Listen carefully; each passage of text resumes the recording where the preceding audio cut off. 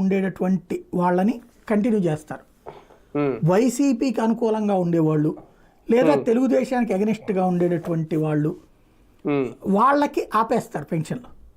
ఆపేసేసి ఈ పాయింట్ తెర మీదకి తీసుకొని వస్తారనమాట.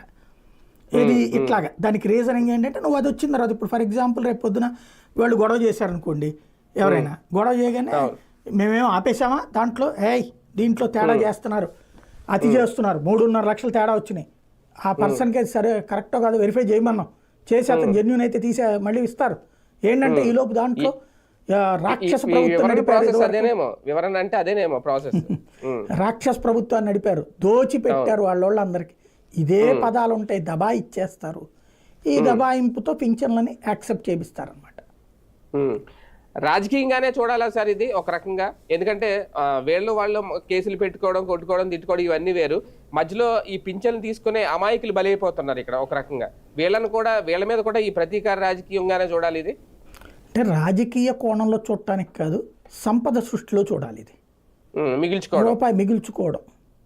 జగన్ పోతే పోయింది. ఇప్పుడు రాజశేఖర రెడ్డిని అప్పుడు కొంతమంది అడిగారు, అడిగిన వాళ్ళలో నేను కూడా ఉన్నా, మీరు ఇస్తున్న దాంట్లో కనీసం 10-20% మా కళ్ళకు కనబడుతున్నదే అనర్హులు ఉన్నారు, మీరేం వైట్ రేషన్ కార్డు అని చెప్పినప్పుడు ఇంటికి వెళ్ళి ఎవడో వెరిఫై చేయలేదు, అక్కడికి వచ్చి ఎక్కడైతే రేషన్ కార్డు